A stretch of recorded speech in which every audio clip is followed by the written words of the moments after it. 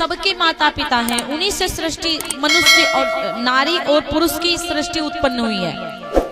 विधाता तो श्री ब्रह्मा जी हैं जो सृष्टि रचते हैं, पेड़ पौधे नदियां पोखर जल सब बनाया है ब्रह्मा जी ने, लेकिन मनुष्य तो रूपा हुए जिनकी संतानें सब हैं। मनुष्य रूपा 23,000 वर्ष तक भगवान नारायण की तपस्या करते हैं महाराज। वर्षों व्यतीत हो गई भगवान नारायण की तपस्या करते करते करते करते करते करते धीरे धीरे समय व्यतीत हुआ, भगवान बड़े प्रसन्न हो गए। क्योंकि सतयुग में ना व्यक्ति की 1,00,000 वर्ष की उम्र हुआ करती थी। 4 युग हैं हमारे, पहला है सतयुग, दूसरा है त्रेता युग, तीसरा है द्वापर युग, चौथा है कलयुग।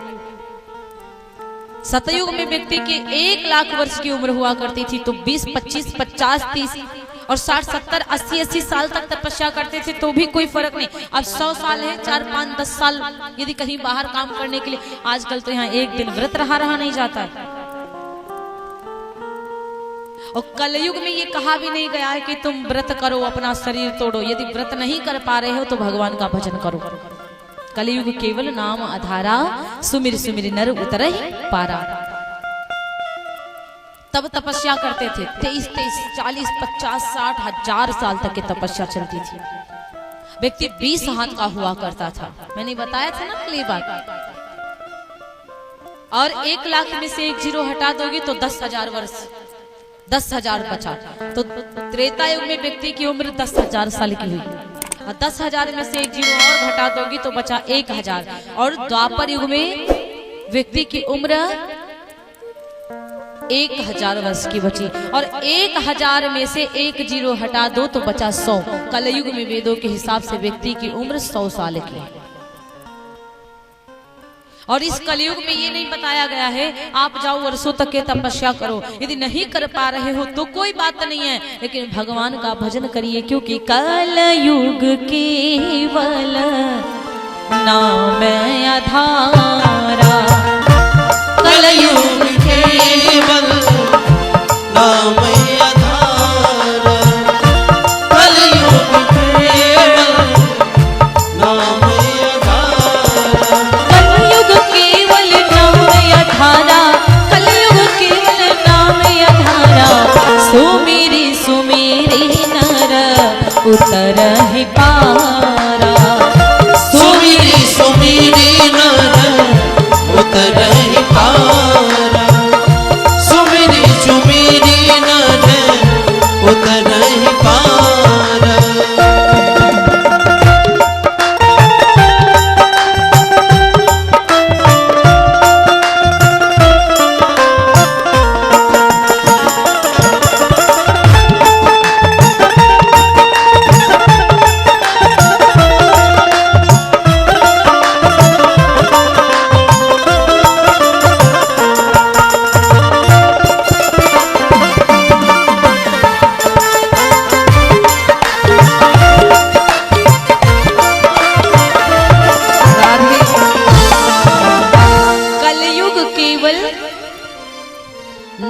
आधारा, सुमिर सुमिर नर उतरहि पारा।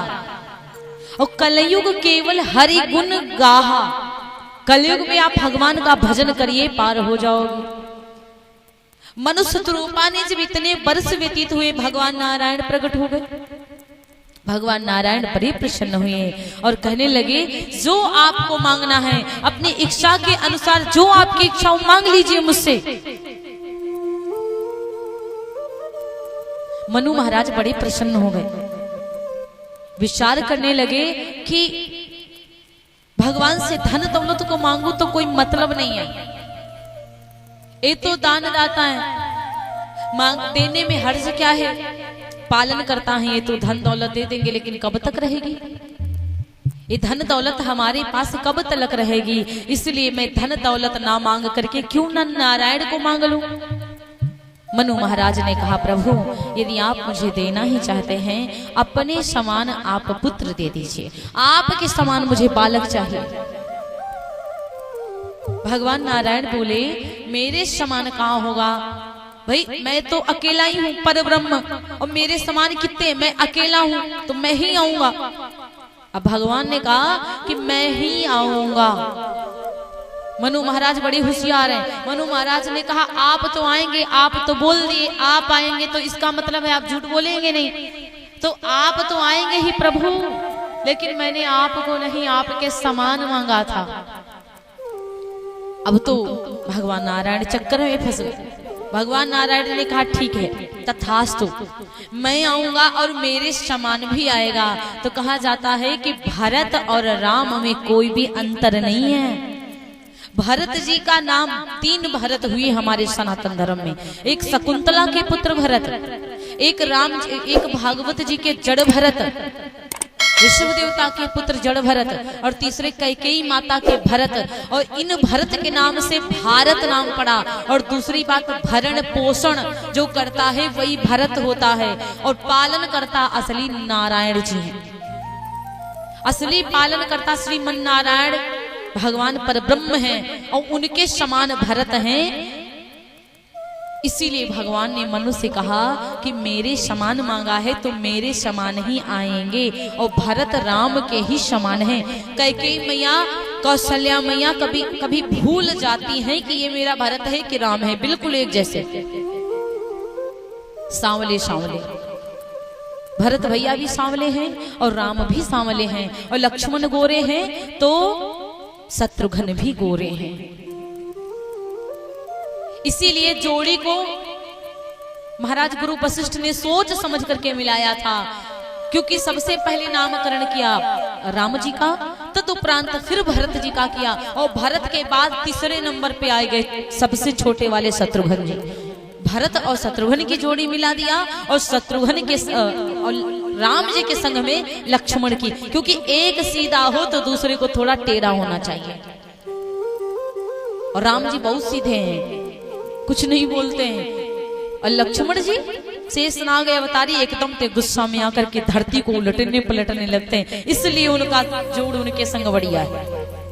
भरत बहुत सीधे साधे हैं, और जब मंथरा के बारे में महाराज शत्रुघ्न ने सुना तो एक हुमक करके उसके कुबर पे मारा। इसकी वजह से मेरे भैया को बन जाना पड़ गया। तो ये दोनों लोग थोड़ा सा टेढ़े नटखट हैं, थोड़ा गुस्सा वाले, लेकिन राम और भरत बिल्कुल एक समान। मनु शत्रुपा को भगवान ने आशीर्वाद दिया, वही आकर के अयोध्या के राजा दशरथ जी बने, और वही कौशल्या आकर के बनी। मनु महाराज ने एक बात और कहा कि प्रभु मुझे एक आशीर्वाद और दीजिए, एक वरदान आप और दीजिए कि आप मुझसे एक पल के लिए भी दूर होइए ना, मैं आपके लिए बेचैन सा रहूं। आपसे मैं दूर जाऊं तो मैं आपके लिए बेचैन रहूं, मुझे चैन ना आवे, केवल हमेशा प्रभु आपको याद करता रहूं, आपकी याद बनी रहे। भगवान ने कहा तथास्तु।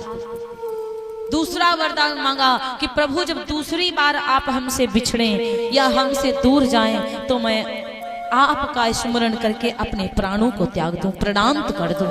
इन्होंने तथास्तु कह दिया।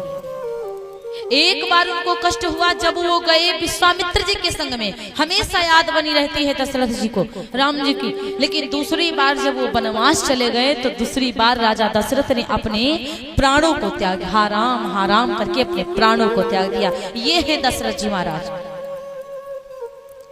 इसीलिए कहते हैं कोई प्रेम तो दशरथ जी की तरह करे, अरे कोई मनु शत्रुपा की तरह आज करके तो दिखाए, जो कर नहीं पाएंगे।